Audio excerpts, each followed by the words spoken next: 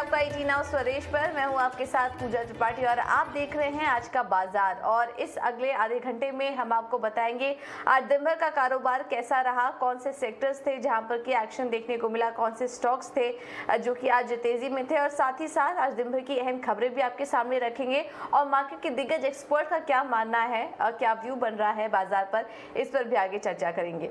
चलिए, लेकिन सबसे पहले नजर डाल लेते हैं बाजार पर। आज दिन भर अच्छी तेजी थी, लेकिन जो क्लोजिंग हुई है वो कल की क्लोजिंग के आसपास ही देखने को मिली लेकिन आज वीकली एक्सपायरी थी और इन लेवल्स पर एक्सपायरी भी हुई है। और आज दिन भर का कारोबार कैसा था ये भी समझ लेते हैं। प्रियंका हमारे साथ जुड़ चुकी हैं पूरी जानकारी के साथ। प्रियंका, बताइए।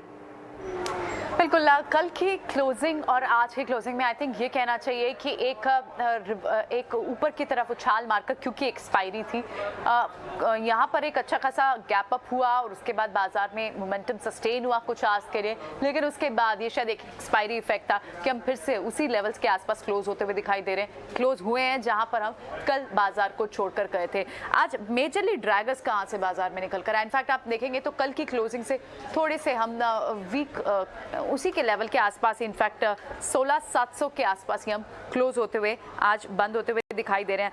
लूजर्स कहाँ से आज निकल कर आए? आज मेजरली लूजर्स तो थे वो रिजल्ट बैक्ड कुछ स्पेसेस थे। जो टॉप लूजर्स की बात हम कर रहे हैं, टाटा कंज्यूमर नंबर्स के बाद हमने रिएक्शन देखा, ब्रिटानिया, नेस्ले, ये दोनों स्पेसेस भी वीक हुए। डाबर के थोड़े से वीक नंबर्स आए और उसके अलावा आपको सन फार्मा और हैवी वेट्स लाइक रिलायंस, वहाँ से भी आपको बाजार ने ट्रैक किया। और उसके बाद HDFC बैंक, दोनों ही हैवी वेट से किसी तरह का सहारा नहीं मिला बाद में क्लोजिंग में, या फिर कहीं की गेंस इरोड हो गए। बैंकिंग स्पेस ने, इनफैक्ट PSU बैंक स्पेस ने अपने मोमेंटम को इरोड किया। सुबह जहां 400 पॉइंट ऊपर थी बैंक निफ्टी और उसके बाद दिन आते आते हमने देखा कि सारे वो गेंस जो है वो इरोड हुए। सेक्टोरिकली अगर आप बात करें तो सिर्फ 3 स्पेसेस से जिन्होंने अच्छा परफॉर्म किया, IT, मेटल और कमोडिटीज। इसके अलावा इसी तरह से यहाँ से इन्हीं स्पेसेस से आपको गेनर्स निकल कर आए, चाहे FNO की बात करें, चाहे आप मिड कैप स्पेस से बात करें। आपको buying interest clearly large IT cap में लाइक टेक महिंद्रा, इन्फोसिस, विप्रो, इनमें जरूर दिखाई दिया। HCL टेक, इनमें जरूर दिखाई दिया। और कुछ काउंटर्स जैसे आपके जो बहुत ही फिक्स्ड सेक्टर्स अब चल रहे हैं, ऑयल एंड गैस, पावर, इनमें आपको काउंटर्स में मूवमेंट दिखाई दिया। ना अदर देन दैट आपको जो थर्ड एक्शन दिखाई दिया वो रिजल्ट ओरिएंटेड सेक्टर और स्पेसेस में दिखाई दिया। इसके अलावा कुछ पॉकेट्स जिन्होंने आज अच्छा परफॉर्म किया, जैसे कि कैपिटल गुड्स, वहां पे भी नंबर्स का बड़ा ट्रिगर था। ABB के नंबर्स आए, जिसके बाद हमने देखा सीमेंट्स हो, कमिंस इंडिया और ग्रीव्स कॉटन हो, वहां पर इस पॉकेट ने तेजी दिखाई। हालांकि डे एंड तक आते आते प्रॉफिट बुकिंग और फिर गेंस इरोड का हमने यहाँ भी सिलसिला देखा। दूसरा स्पेस जो था वो लॉजिस्टिक स्पेस, डिलीवरी IPO से पहले आप देख रहे हैं पूरे लॉजिस्टिक स्पेस की आप उसमें एक बस देख रहे हैं। पिछले 2 दिन से इस स्पेस में आपको मोमेंटम दिखेगा और आज फिर से TCI express, all cargo logistic, VRL logistic, यहाँ पर भी आपको बाइंग इंटरेस्ट देखने को मिला। सो ओवरऑल बाजार जिस नोट पर ओपन हुए थे, एक चेयर अप नोट के साथ ओपन हुए थे, globally majorly on the front of global bounce back, वो शायद एक टेक्निकल बाउंस बैक या फिर एक्सपायरी का इफेक्ट ही कहना चाहिए। क्लोज होते होते हमने वो सारा गेन इरोड किया और उन्हीं लेवल्स के पास हम बंद हुए।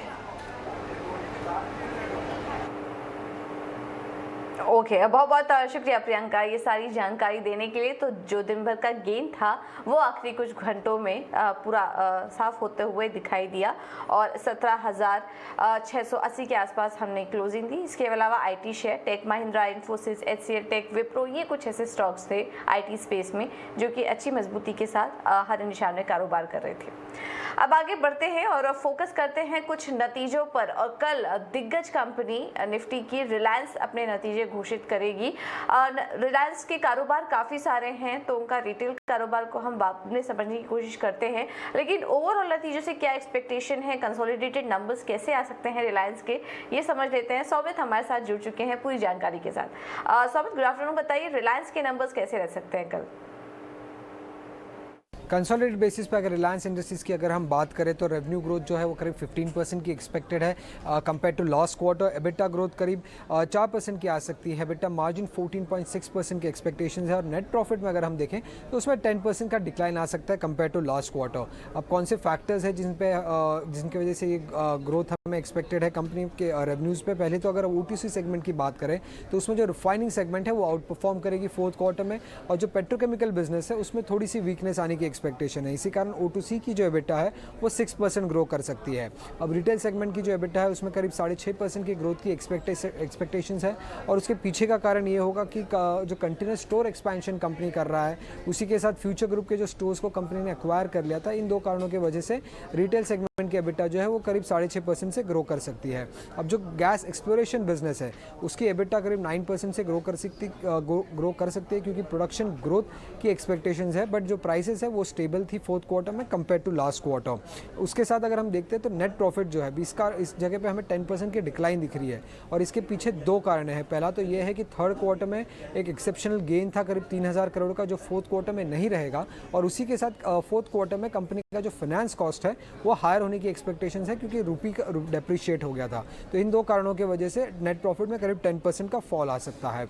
अब इसके अलावा मार्केट की नज़र किस पे रहेगी? पहले तो मैनेजमेंट कमेंट्री क्या है ऑन हायर फ्यूल मार्जिन्स और क्रूड सोर्सिंग स्ट्रैटेजी पे, उसी के साथ management commentary on petrochemical product demand और पेट्रोकेमिकल प्राइसेस और कोई भी क्लैरिटी मैनेजमेंट देती है अपने न्यू एनर्जी बिजनेस पे तो इस पर ध्यान रहेगी मार्केट की। उसी के साथ रिटेल बिजनेस में कैसा ग्रोथ हो रहा है, डिजिटल साइड में कितना ट्रैक्शन मिल रहा है, इस पर भी ध्यान रखना होगा मार्केट को रिलायंस इंडस्ट्रीज के रिजल्ट पे।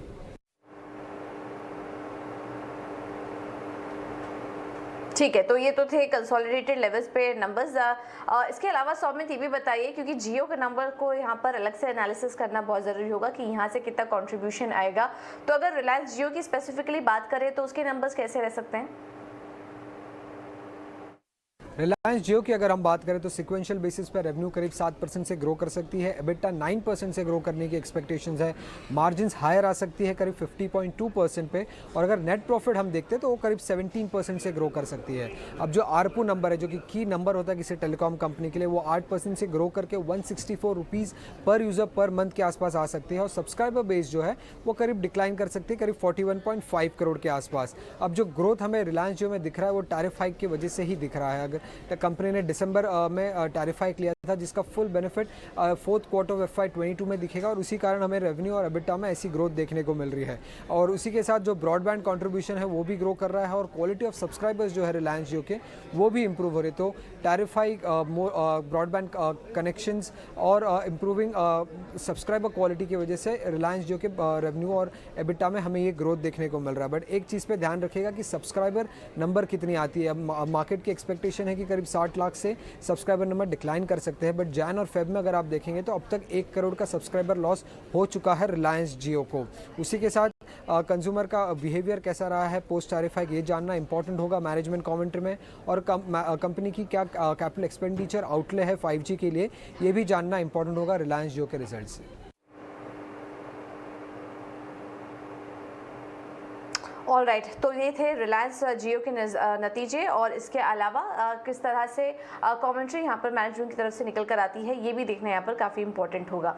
लेकिन चलिए अब आपकी स्क्रीन पर मैरिको के नंबर्स फ्लैश हो रहे होंगे, आपको वो भी बता देते हैं।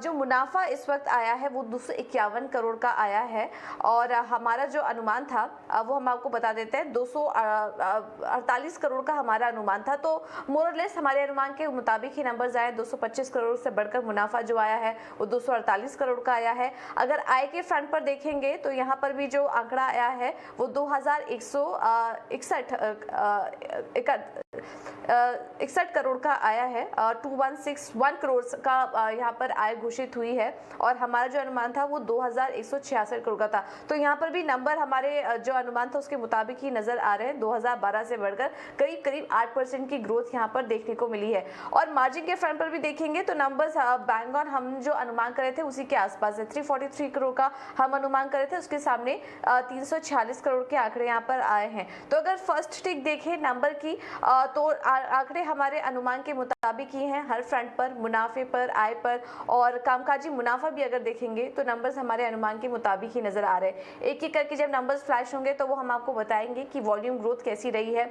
और मैनेजमेंट की जो कमेंट्री आई है वो किस तरह से देखने को मिली है। लेकिन फिलहाल जो नंबर्स दिखाई दे रहे हैं वो हमारे अनुमान के मुताबिक ही इस वक्त देखने को मिल रहे हैं। तो ये तो थे मैरिको के आंकड़े जो कि अभी अभी कुछ देर पहले ही घोषित हुए हैं।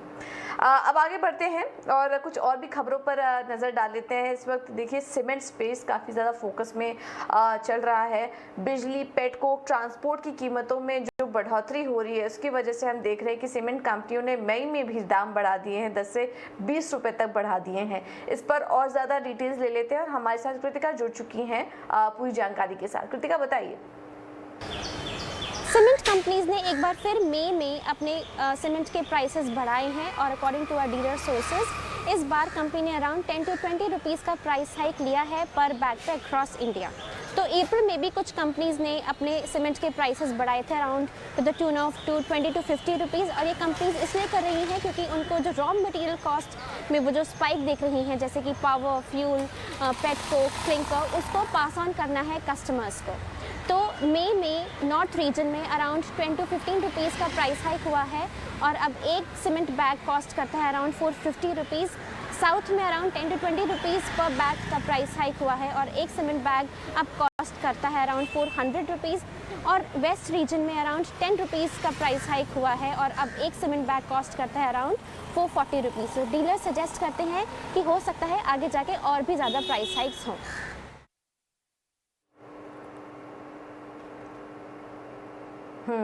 तो ये थी सीमेंट कंपनियों से जुड़ी जानकारी। हर दक्षिण भारत में पैन इंडिया हम देख रहे हैं कि ये दाम बढ़ रहे हैं और आगे दाम में और भी बढ़ोतरी यहाँ पर देखने को मिल सकती है। इस तरह के कदम इस वक्त सीमेंट कंपनियों की तरफ से उठाए जा रहे हैं। चलिए अब एक और खबर पर नजर डाल लेते हैं और फोकस में है सेंट्रल बैंक। अगर पीसीए श्रेणी की बात करेंगे यानी कि प्रॉम्प्ट करेक्टिव एक्शन वाली कंपनियों की अगर बात करेंगे तो उसमें केवल ये एक ही बैंक रह गया है, बाकी सारे ये बैंक पीसीए श्रेणी से बाहर हो चुके हैं। लेकिन अब सेंट्रल बैंक को लेकर भी खबर आ रही है कि वो भी जल्द ही इस कैटेगरी से बाहर हो सकती है। 9 मई को जब नतीजे आएंगे तो नतीजों के बाद आरबीआई ये फैसला ले सकती है। और क्या कुछ डिटेल्स निकल कर आई हैं, ये एक्सक्लूसिव जानकारी लेकर हमारे साथ मेघना मित्तल जुड़ चुकी हैं। मेघना बताइए, सेंट्रल बैंक से जुड़ी और क्या डिटेल्स हैं आपके पास?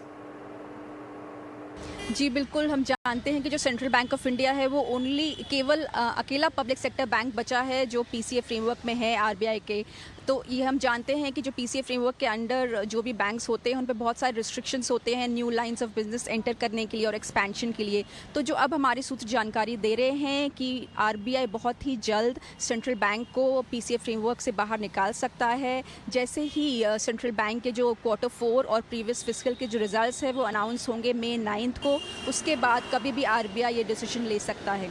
ये जैसा कि हम जानते हैं कि जो सेंट्रल बैंक है उसका अगर हम पिछले 3 क्वार्टर के रिजल्ट्स देखें तो उसका जो नेट प्रॉफिट है वो 200 करोड़ के ऊपर रहा है। और ये भी हम जानते हैं कि जो बाकी जो इंडिकेटर्स ज़रूरत होती है पीसीए फ्रेमवर्क से बाहर आने के लिए, जैसे कि gross NPAs, net NPAs, capital adequacy ratio, ये सब जो है बेंचमार्क से काफ़ी ऊपर हैं। पर जो सूत्र जानकारी दे रहे हैं कि आरबीआई ये चाहता था कि वो Q4 और पिछले फाइनेंशियल ईयर के रिजल्ट्स का इंतज़ार करे और ये देखे कि क्या बैंक के जो फाइनेंशियल्स हैं वो सस्टेनेबल हैं कि नहीं हैं। इसीलिए वो चाहता है कि May 9 जब अनाउंस होंगे, जब उसके रिजल्ट्स, उसके बाद ही ये डिसीजन लिया जाएगा। ये भी हम जानते हैं कि पहले बहुत सारे बैंक्स, याद रखिए, पीसीए में थे जिनको बहुत सारा रिकैप भी दिया गया था। तो जो सूत्र बता रहे हैं कि इस साल कोई भी पब्लिक सेक्टर बैंक्स का रिकैप के लिए रिव्यू नहीं होगा। गवर्नमेंट चाहती है कि सारे बैंक्स जो हैं वो मार्केट से ही फंड्स रेस करें। और ये भी हम जानते हैं कि कॉस्ट ऑफ फंडिंग जो है वो इंक्रीज़ हो गई है। तो सूत्र ये भी जानकारी दे रहे हैं कि एक बहुत बड़ा शिफ्ट बैंक्स में देखा जाएगा जो कॉरपोरेट लेंडिंग से रिटेल लेंडिंग की तरफ शिफ्ट होगा। तो ये पूरा जो फाइनेंशियल सेक्टर का थोड़ा सा चेंज देखने को मिलेगा। तो अभी जो बड़ी खबर आ रही है कि जो सेंट्रल बैंक ऑफ इंडिया जो अकेला पीएसयू बैंक बचा है पीसीए फ्रेमवर्क में, वो May 9 के बाद कभी भी पीसीए फ्रेमवर्क से बाहर आ सकता है। बिल्कुल, बहुत बहुत शुक्रिया आपका ये जानकारी हमें देने के लिए मेघना।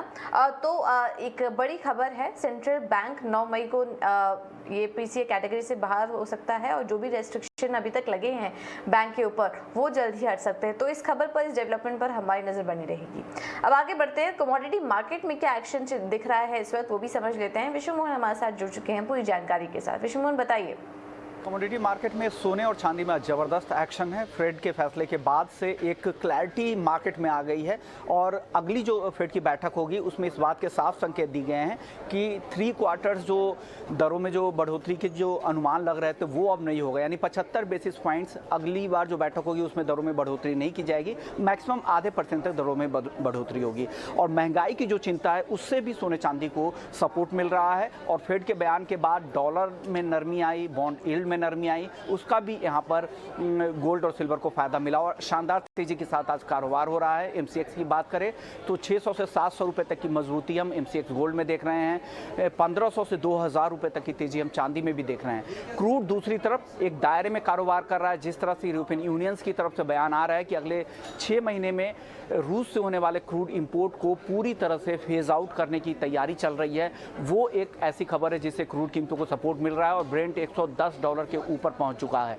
लेकिन दूसरी तरफ अब आज एक अहम बैठक है ओपेक प्लस की, जिसमें यह फैसला होगा कि जून में उत्पादन में कितनी बढ़ोतरी होगी। अनुमान यही है, जो उनका पुराना करार है 4 लाख बैरल उत्पादन बढ़ाने की, उस करार के साथ ही वो जाएंगे। लेकिन दूसरी तरफ ये भी संकेत मिल रहे हैं कि कई देशों का दबाव है ओपेक प्लस पे कि उत्पादन ज़्यादा बढ़ाए, लेकिन ओपेक सेक्रेटरी बर्किंदो ने साफ किया है कि जिस तरह से स्लो डाउन की स्थिति चाइना में है, वहाँ से डिमांड कम हो रहा है, ट्रांसपोर्टेशन की दिक्कतें हैं, ऐसे में समय नहीं कि बहुत ज़्यादा उत्पादन बढ़ोतरी हो। और जो जियो पॉलिटिकल टेंशन है वो उनकी वजह से नहीं है, तो वो अपने उत्पादन करार पर भी कायम रह सकते हैं। और ईरान की तरफ से ये खबर आ रही है कि ईरान काफ़ी पॉजिटिव है, जो प्राइसेस जो ऊपर गए हैं और जो उनकी इकोनॉमी जो कमज़ोर होती जा रही है उससे ऊंचे प्राइसेस से फ़ायदा हो रहा है। लेकिन हालांकि 2015 की जो न्यूक्लियर डील थी ईरान के साथ बड़े वेस्टर्न कंट्रीज़ को, उसमें अभी भी देरी हो रही है। तो ये कुछ ऐसी खबरें हैं जो क्रूड मार्केट पर आज देर शाम बहुत ज़्यादा एक्शन में बहुत ज़्यादा इस पर असर होगा। जी ठीक है, तो क्रूड से जुड़े बहुत सारे ट्रिगर्स हैं जिसकी वजह से कि आगे यहाँ पर एक्शन देखने को मिल सकता है। फिलहाल एक दायरे में कारोबार होता हुआ दिखाई दे रहा है और सोने चांदी में भी एक तेजी लौटी है। बहुत बहुत शुक्रिया विष्णु मोहन ये सारी जानकारी देने के लिए। चलिए फिलहाल इस बुलेटिन में